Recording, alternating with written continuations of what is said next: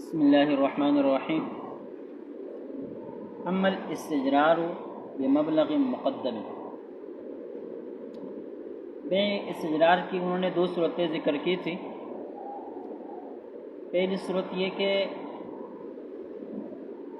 پیسے بعد میں دیے جائیں اور چیزیں پہلے سے اٹھواتے رہیں، اور دوسری صورت یہ ہے کہ پیسے پہلے دیے جائیں اور جو ہے چیزیں اٹھواتے رہیں۔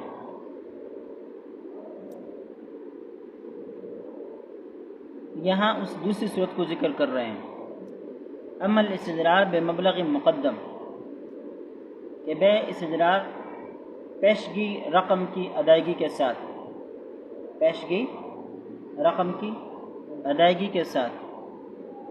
فالکلام فی تعیین الثمن فیہ مثل الکلام فی النوع الاول، ثمن کی تعیین میں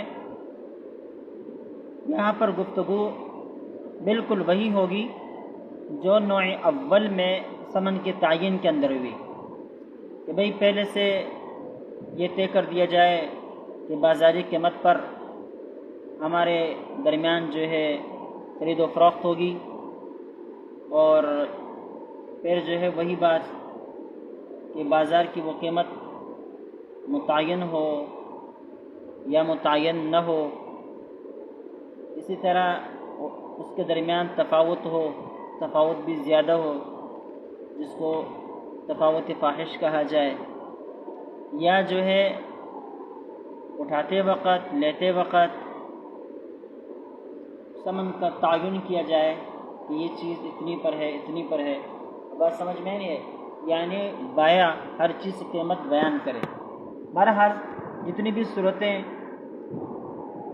قسم اول میں گزری وہ تمام صورتیں یہاں پر بھی تعیین ثمن کے حوالے سے یہاں پر بھی ہے، اس بارے میں دونوں کے درمیان کوئی فرق نہیں ہے۔ البتہ اس میں یہ بات ہے، ثم هذا المبلغ المدفوع مقدما يمكن ان يكون وديعة بيد البائع۔ اب بات یہ ہے کہ یہ جو پیشگی رقم دے دی گئی ہے، یہ پیشگی رقم بائع کے پاس، دکاندار کے پاس کس حیثیت سے ہوگی؟ آیا یہ اس کے پاس قرض کے طور پر ہوگی یا بطور امانت کے ہوگی؟ اگر بطور قرض کے ہو تو پھر مسائل اور ہے، اور اگر بطور امانت کے ہو تو پھر حکم اور ہے۔ کہتے ہیں ثم هذا المبلغ المدفوع مقدما، پھر یہ جو پیشگی رقم ہے اس میں یہ ممکن ہے، یہ ممکن ہے ان یکون ودیعۃ بید البائع، یہ بائع کے پاس بطور امانت کے ہو۔ جب یہ بطور امانت کے ہو فیجب علیہ الا یخلطہ بمالہ، اب اس کے اوپر دو ذمہ داریاں ہوں گی۔ ایک ذمہ داری تو یہ ہوگی کہ بھائی اس کو اپنے مال کے ساتھ خلط ملط نہ کرے، اپنے مال کے ساتھ خلط ملط نہ کرے، ایک بات تو یہ۔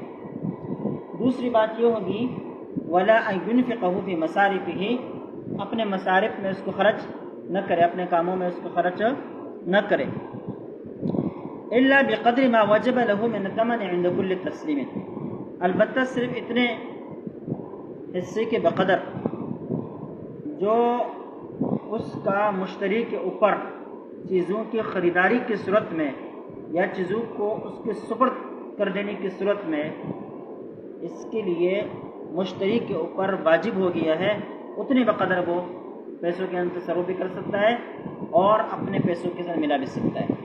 مثال کے طور پر 10,000 روپے پیشگی دے دیے تھے، اب یا تو بطور امانت کے، یہ وہ پہلی والی صورت، اگر یہ بطور امانت کے ہیں تو دو کام، خرچ ملت بھی نہیں کر سکتے اور اپنے کسی کام میں لگا بھی نہیں سکتے، خرچ بھی نہیں کر سکتے۔ البتہ اتنے مقدار خرچ کر سکتے جتنے مقدار اس نے چیزیں خرید لی اور اس کے اوپر قبضہ کر لیا۔ مثال کے طور پر یہ 10,000 روپے میں سے اس نے 1,000 روپے کی خریداری کر دی، تو اب یہ 10,000 روپے میں سے 1,000 روپے اٹھا کر اپنے گلے میں بھی ڈال سکتا ہے اور اپنے مال سے خلط ملط بھی کر سکتا ہے اور اس کے اوپر خریداری بھی کر سکتا ہے، اس کو اپنے تصرف میں لا سکتا ہے، کیونکہ 1,000 روپے کے بقدر اس نے کیا کر دی، چیزیں اس کو حوالے کر دی۔ اب یہ ثمن بن گئے 1,000 روپے، اور وہ اس نے اس کے اوپر کیا کر لیا، قبضہ کر لیا۔ تو اتنے بقدر، اتنے مقدار میں پھر وہ کیا کر سکتا ہے، تصرف کر سکتا ہے۔ کہتے ہیں فَإِنْ خَلَطَهُ بِمَالِهِ، اگر اس نے چیزیں دینے سے پہلے ان پیسوں کو اپنے مال کے ساتھ خلط ملط کر دیا تو وہ قرض مضمون علیہ شرعا، تو اب یہ امانت نہیں بلکہ یہ اس کے اوپر کیا ہو گئے؟ قرض ہو گیا، ٹھیک ہے، شرعاً شرعی اعتبار سے۔ وتقع مقاصته بالثمن الواجب في ذمة المشتری عند كل اخذ، اب اس کا مقاصہ ہوگا اس واجب ثمن کے ساتھ جو مشتری کے ذمے میں آیا ہے، عند كل اخذ، ہر لیتے وقت۔ کیا مطلب؟ مقاصہ کہتے ہیں اب برابری کرا دیجیے گی۔ اب اس نے کیا کر دیا؟ 10,000 روپے پہلے سے دے دیے تھے، اب اس آدمی نے خرچ کر دیے، اب وہ امانت نہیں رہے بلکہ کیا ہو گئے؟ قرض ہو گئے۔ اب مہینے کے آخر میں جب حساب کتاب ہوگا تو مقاصہ ہوگا۔ مقاصہ کا مطلب کہ اس نے کتنی چیزیں اٹھائی ہے، کتنی چیزیں خرید کر یہاں سے لے کر گئی ہے دکان سے، اور پیسے کتنے اس نے دے دیے تھے۔ اب ان دونوں کے درمیان برابری کر دی جائے گی۔ مثال کے طور پر 10,000 روپے دیے تھے اور اس نے 9,000 روپے کا سامان اٹھایا ہے، تو یہ 9,000 روپے کا سامان اور 9,000 کا آپس میں کیا ہوگا؟ مقاصہ ہوگا، اور 1,000 روپے اس کے لیے نئی عقد ہوگا، یا تو واپس کر دیں یا آئندہ مہینے میں اگر دوبارہ عقد کرنا چاہتے ہو، دوبارہ پیسے دینا چاہتے ہو تو آئندہ مہینے کے لیے اس کو محفوظ رکھیں۔ اب بات سمجھ میں آئی نہیں ہے؟ بہرحال اس کا مقاصہ ہوگا، اور امانت کے اندر تصرف کرنے کی وجہ سے اب یہ امانت نہیں رہے گی بلکہ یہ قرض بن جائے گا۔ کیا بن جائے گا؟ ایک بات یاد رکھیں، آج کل نوٹ ہے نا، تو ایک شخص نے آپ کو 1,000 روپے کا نوٹ دیا، کہتے ہیں یہ میرا آپ کے پاس امانت ہے۔ اب اس کے اندر آپ تصرف نہیں کر سکتے، اس کو آپ نے جیب کے اندر ڈال دیا، آپ کی جیب کے اندر اور بھی 1,000 کے نوٹ ہے، خلط ملط ہو گیا۔ کیا ہو گیا؟ خلط ملط ہو گیا نا، تو یہ اختلاط پائے گی، اختلاط پانے کی وجہ سے آپ کیا ہو گئے؟ ذمہ دار ہو گئے، اب یہ امانت نہیں رہی۔ اب بات سمجھ میں آئی نہیں ہے؟ ایک بات۔ دوسری بات یہ ہے، آپ نے جیب کے اندر وہ نوٹ ڈالا ہوا ہے، باہر دکان پر گئے، آپ کے پاس اپنے پیسے بھی ہیں، اور وہ 1,000 روپے کا نوٹ جو امانت کے طور پر آپ کے پاس کسی نے رکھا ہے وہ بھی ہے۔ دکاندار کو آپ پیسے دے رہے ہیں، جیب میں ہاتھ ڈالا، غلطی سے وہی نوٹ نکلا، آپ نے کس کو دے دیا؟ دکاندار کو دے دیا۔ اب بات سمجھ میں نہیں ہے؟ یہ کیا کر دیا آپ نے؟ اس کے اندر تصرف کر دیا، تو کیا ہونا چاہیے؟ آپ ضامن بنیں گے۔ مال امانت، مال صدقہ و خیرات، مال حرام، اصول یہ ہے کہ پیسے متعین ہونے سے متعین نہیں ہوتے، لیکن یہ متعین ہونے سے متعین ہو جاتے ہیں، یہ متعین ہونے سے متعین ہو جاتے ہیں۔ البتہ عرف کی وجہ سے یا صریح اجازت کی وجہ سے نوٹوں کا تبادلہ، آپ کسی نے نوٹ دیے 1,000 روپے کے 100 روپے دیے اور کہا کہ بھائی یہ اپنے پاس امانت رکھو، ٹھیک ہے، ابھی آپ سوچ رہے ہیں کہ بھائی یہ 10 نوٹ ہر روز جو ہے نا اس کو دیکھ بھال کرنی ہے، چلو اس کو بڑے نوٹ میں تبدیل کر دیتا ہوں، یعنی یہ 100 کے نوٹ خود استعمال کرتا ہوں یا کسی کو اپنے کام میں لگاتا ہوں اور اس کی جگہ پر 1,000 روپے کا نوٹ رکھتا ہوں، یہ تبادلہ ہو گیا نہیں ہوا؟ تو اب اس کی جو ہے نا بعض حضرات نے عرف کی وجہ سے اجازت دی ہے، عرف کی وجہ سے کیا دیے؟ اجازت دی ہے، اور بعض حضرات کہتے ہیں کہ صراحت اجازت لیں گے کہ بھائی آپ کے نوٹوں کو میں تبدیل کر لوں، بڑے نوٹ میں تبدیل کر لوں، یا اگر بڑا نوٹ ہے تو اس کو چھوٹا کر دوں، مثال کے تو 5,000 روپے کا نوٹ ہے تو کیا ان کو 500 میں تبدیل کر دوں، یا 1,000 میں تبدیل کر دوں، یا 100 میں تبدیل کر دوں؟ اگر وہ اجازت دیتے ہیں تو پھر ٹھیک ہے، ورنہ صحیح نہیں ہے۔ سمجھ گئے آپ؟ یہ بڑا گمبھیر مسئلہ ہے۔ آپ کو ایک شخص نے زکوٰۃ کے لیے پیسے دیے کہ مولانا صاحب یہ زکوٰۃ کے پیسے ہیں، آپ جو ہے نا کسی مستحق کو دے دیجیے گا، آپ کسی مستحق کو دے دیجیے گا۔ آپ راستے پر جا رہے ہیں، اچانک آپ نے ایک چیز دیکھی جو آپ کو مطلوب ہے، ہر جگہ نہیں ملتی، اچانک آپ کو مل گئی، آپ اس کو تلاش کر رہے ہیں لیکن جیب میں ذاتی پیسے نہیں، جیب میں ذاتی پیسے نہیں ہیں، آپ نے یہ سوچنا شروع کر دیا کہ یہ زکوٰۃ کے پیسے جو میرے پاس ہے اس آدمی کے، چلے میں اس سے خرید لیتا ہوں اور پھر جا کے گھر سے اپنے پیسے زکوٰۃ میں ادا کر دوں گا، ٹھیک ہے۔ تو اب اگر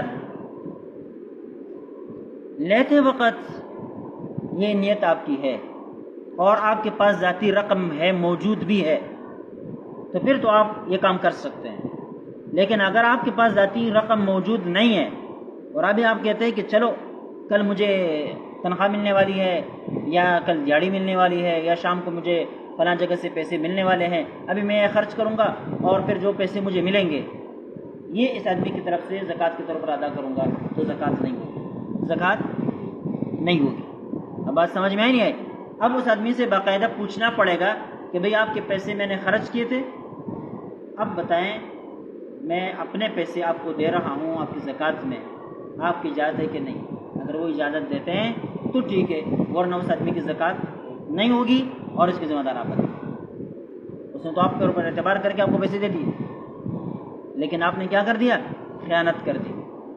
اب یہ جو ہے اس کی زکوٰۃ ادا نہیں ہوگی اور الا بلا برگردن ملا بن جائے گا، آپ کے سر پر آ جائے گا۔ تو بہت جو ہے گمبھیر مسئلہ ہے۔ اب بات سمجھ میں آئی نہیں ہے؟ بالکل آ جاتے ہیں، پوچھنا چاہیے۔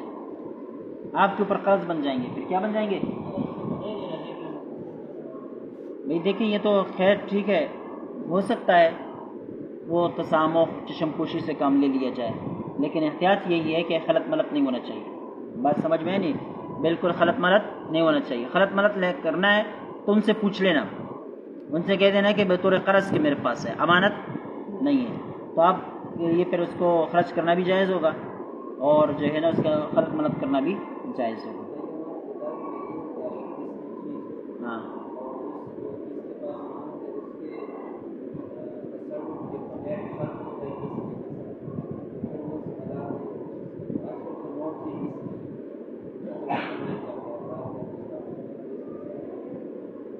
اس پر بات کرتے ہیں، ابھی یہ ریکارڈ ہو ٹھیک ہے۔ کہتے ہیں کہ ان کا آپس میں مقاصہ ہوگا۔ وَيَتَفَرَّعُ عَلَيْهِ، اس کے اوپر متفرع ہے حکم الاشتراک فی الصحف والمجلات الدوریہ۔ اس میں کیا ہے بھائی؟ اشتراک فی الصحف، اخبارات کے اندر، والمجلات الدوریہ، یہ ماہانہ جو رسائل چھپتے ہیں یا قدر روزہ کے جو رسائل چھپتے ہیں یا ہفتوار جو رسائل چھپتے ہیں، ان کو کہتے ہیں المجلات الدوریہ، بار بار آنے والے نا۔ اب اس میں کیا ہوگا؟ لوگ ایسا کرتے ہیں، اخبار والوں سے کانٹیکٹ کرتے ہیں کہ بھئی آپ اخبار ہمارے گھر لاتے رہیں گے اور پھر 1 تاریخ کو 2 تاریخ کو آپ کو پیسے ملیں گے۔ اس طرح ایسا ہوتا ہے بڑے رسالوں میں کہ سالانہ رسالے کی قیمت پہلے ادا کر دی جاتی ہے اور پھر پورا سال جو ہے آپ کو رسالہ آپ کے گھر میں ڈاک کے ذریعے سے پہنچتا رہتا ہے۔ اس طرح دیگر بہت سارے اور چیزیں، تو یہ بھی اس بیع استجرار میں آتی ہے جس کی رقم جو ہے پیشگی ادا کر دی گئی۔ فإن العادة في عصرنا أن الناس يدفعون بدل الاشتراك السنوي في بداية كل سنة إلى نشر المجلة۔ کہتے ہیں عادت یہ ہے ہمارے زمانے میں کہ لوگ بدل اشتراک، سالانہ بدل اشتراک ادا کرتے ہیں فی بدایت کل سنت، ہر سال کے شروع میں، الی ناشر المجلہ، رسالے کے ناشر کو، جس جگہ سے رسالہ چھپتا ہے اس کی ڈاک نمبر پر کیا کرتے ہیں بھائی؟ پیسے پورے سالانہ پیسے بیچ دیے کہ 20 سال بھر یہ رسالہ مجھے ملتا رہے گا، جیسے کہ جتنے بھی ہے۔ وفاق المدارس کا رسالہ اس بنیاد پر آتا ہے، البلاغ آتا ہے مختلف مدارس میں، بینات آتا ہے، ملک بھر سے جتنے بھی رسائل چھپتے ہیں ان میں اکثر کا یہی حال ہے کہ پیشگی 1 سال پیسے ادا کر دیے جاتے ہیں اور پھر وہ ماہانہ ماہانہ ان کو رسالہ بیچتے رہتے ہیں۔ یہی حالت اخبارات میں ہے، ٹھیک ہے۔ وَإِنَّمَا يَبْعَثُونَ إِلَيْهِ نُشْرَةً فِي مَجَلَّةٍ من المجلہ فی کل شہر، کہتے ہیں رسالے کا ہر نشرہ، ہر جو ہے چاپ شدہ جو کیا ہے ماہانہ جو رسالہ چھپتا ہے وہ بیچتے رہتے ہیں فی کل شہر، ہر مہینے میں، اور فی کل اسبوع، یا ہر ہفتے میں۔ بعض جو اخبارات کے ساتھ رسائل چھپتے ہیں، فرائیڈے اسپیشل ہو گیا، اس طرح سنڈے میگزین ہو گئے، یہ ہفتہ وار چھپتے ہیں اور یہ اخبار خریدنے والے یا رسالہ خریدنے والے کو ملتے رہتے ہیں اور پھر ماہانہ پیسے دیتے ہیں۔ وہذا استجرار بثمن مقدم، یہ استجرار ثمن مقدم کے ساتھ ہے، یعنی پیشگی بیع الاستجرار ہے، آپ نے پہلے سے پیسے ادا کر دیے، وہی والی پھر صورت بمبلغ مقدم والی۔ ويقع بيع كل عدد من المجلة عندما تصل المجلة إلى المشتري، ہر رسالے کی قیمت کی بیع تب ہوگی کہ جب ہر رسالہ مشتری کے پاس پہنچے گا، گویا کہ اب بیع ہو گئی۔ جیسے ہی ڈاکیا آپ کے پاس رسالہ لے کر آپ کے حوالے کر دیا، بس اس رسالے کی بیع ہو گئی۔ اب اگر یہ پہلا مہینہ ہے تو ایک رسالے کی بیع ہو گئی، باقی آپ نے جو 11 مہینے باقی ہے ان کی بیع اب تک نہیں ہوئی۔ اسی طرح 2 مہینے گزرے، 3 مہینے گزرے، جتنے بھی مہینے گزرتے چلے جاتے ہیں اور آپ کو رسالہ ملتا چلا جاتا ہے تو اس کی بیع ہوتی چلی جاتی ہے، اور جو بقایا ہے وہ آپ کے پیسے اس کے پاس ہیں۔ اب اس میں کیا ہوگا؟ فَلَوْ انْقَطَعَتِ الْمَجَلَّةُ فِي أَثْنَاءِ السَّنَةِ، اگر سال کے درمیان میں رسالہ ختم ہو گیا، بند ہو گیا، یا کسی ایک مہینے میں رسالہ چھپا ہی نہیں، تو اب کیا ہوگا؟ لزم علی ناشرها ان يرد ما بقي من بدل الاشتراک، تو بدل اشتراک میں سے اس رسالے کی بقدر جتنے پیسے رقم بچتی ہے وہ رقم واپس کرو۔ مثال کے طور پر 12 رسالوں کے پہلے سے پیسے لیے، لیکن سال بھر آپ نے 12 رسالے نکالے ہی نہیں، بس سمجھیں آپ نے 8 نکالے، 10 نکالے، تو 2 رسالوں کے پیسے آپ کے پاس بچ گئے نا، اب یہ کیا ہے؟ واپس کرنے ہوں گے۔ 8 نکالے تو 4 کے بچ گئے، تو 4 کے پیسے واپس کرنے ہوں گے، وغیرہ وغیرہ۔ اگر رسالہ بالکل بند ہو گیا تو جتنے رسالے بچے ہوئے ہیں اس سال کے، جتنے مہینے باقی ہیں ان مہینوں کے کیا ہے؟ پیسے واپس کرنے ہوں گے۔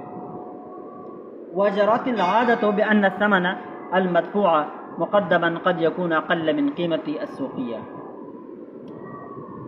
کہتے ہیں عادت جاری ہے بأن الثمن المدفوع مقدما، کہ جو ثمن وقت سے پہلے دے دیا جاتا ہے، قد یکون اقل من قیمتی السوقیہ، کبھی وہ ثمن بازاری قیمت سے کم ہوتا ہے۔ بازاری قیمت سے کیا ہوتا ہے بھائی؟ کم ہوتا ہے۔ جیسے کہ عمومی طور پہ ایک چیز آپ نقد پر لیتے ہیں نا تو کم پر ملتا ہے، لیکن اگر آپ کیا کرتے ہیں؟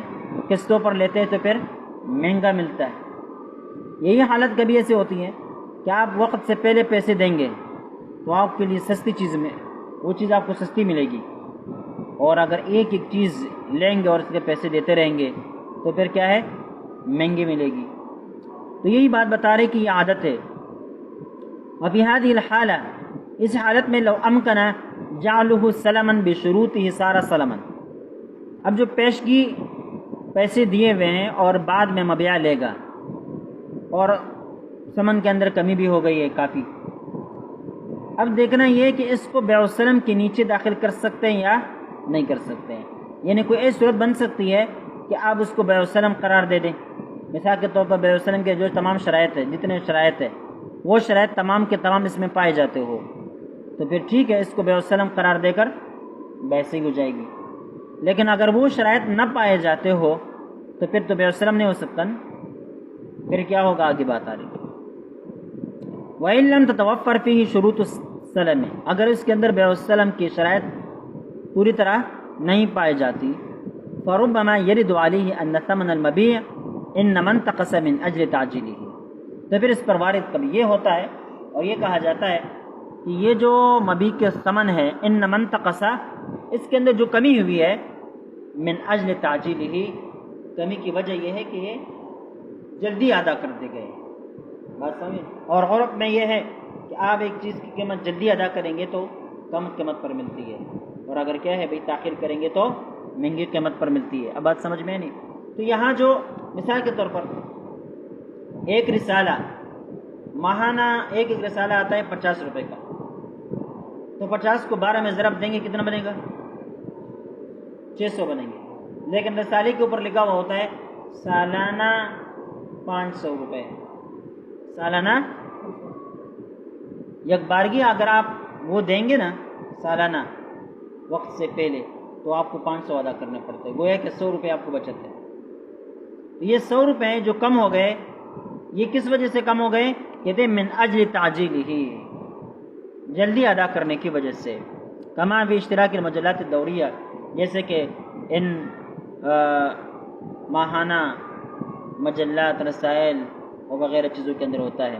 حیث یکون مبلغ الاشتراک السنوی اقل عادتا من قیمتها السوقیہ، کہتے ہیں ان کا بدل اشتراک جو سالانہ ہوتا ہے اقل، یہ کم ہوتا ہے عادتاً عادت کے طور پر، من قیمتها السوقیہ بازاری قیمت سے، بازاری قیمت زیادہ اور یہ جو پیشگی قیمت آپ دیتے ہیں کیا کرتے ہیں وہ کم ہوتا ہے۔ لکل عدد، ہر رسالے کے جو الگ الگ قیمت ہے اس کو جمع کریں اور یہ جو سالانہ قیمت لیتے ہیں اس کو دیکھیں تو فرق ہوتا ہے۔ جیسے کہ ابھی ہم نے حساب کیا تو 100 روپے کا فرق آ گیا، 100 روپے کا فرق آ گیا۔ وَيُمْكِنُ تَخْرِيجُ النَّقْصِ فِي الثَّمَنِ عَلَى أَسَاسِ أَنَّ ثَمَنَ الْجُمْلَةِ يَكُونَ أَقَلَّ عُرْفًا مِنْ ثَمَنِ الْقَطَاعِ، کہتے ہیں یہ ممکن ہے کہ ثمن کے اندر اس کمی کی تخریج ہم کریں علی اساس، اس بنا پر کہ ان ثمن الجملہ، یک بارگی جو پیسے دے دیے جاتے ہیں، یکون اقل عرفاً، وہ عرف کے اعتبار سے کم ہوتے ہیں، من ثمن القطاعی، الگ الگ ثمن دینے سے۔ ایک چیز آپ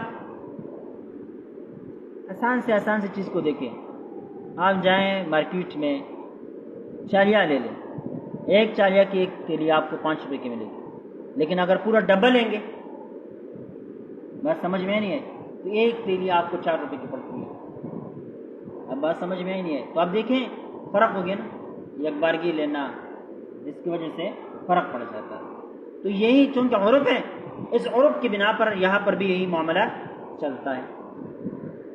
فَكَذَلِكَ فِي الْإِسْتِجْرَارِ، کہتے جس طرح عرف میں باقی چیزوں کے اندر یہ معاملہ چلتا ہے تو یہاں پر بھی بے استجرار کے اندر بھی چلتا ہے۔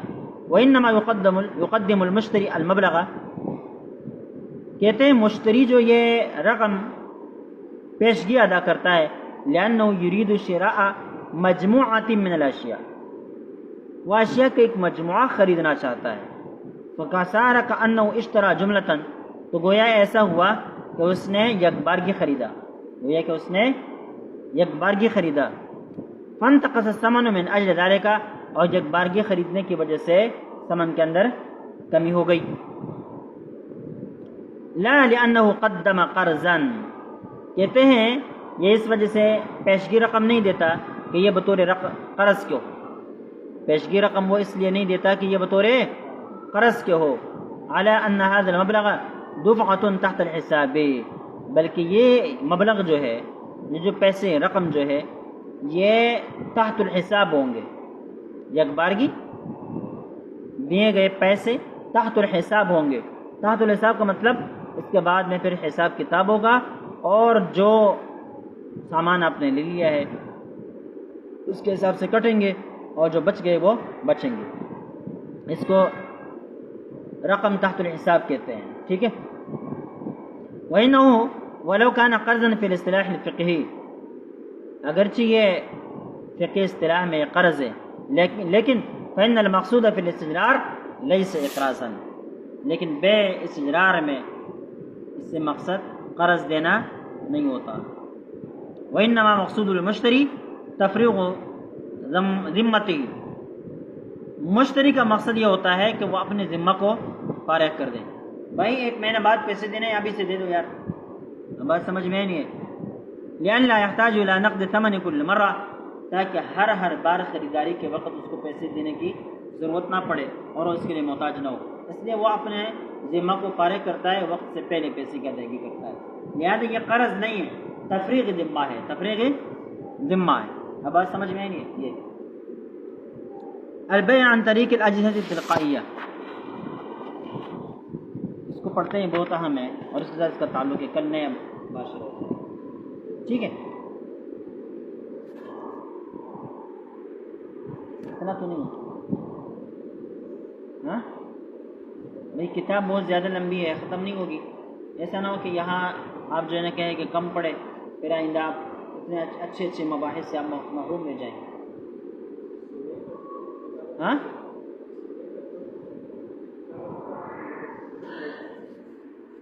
چلے صحیح.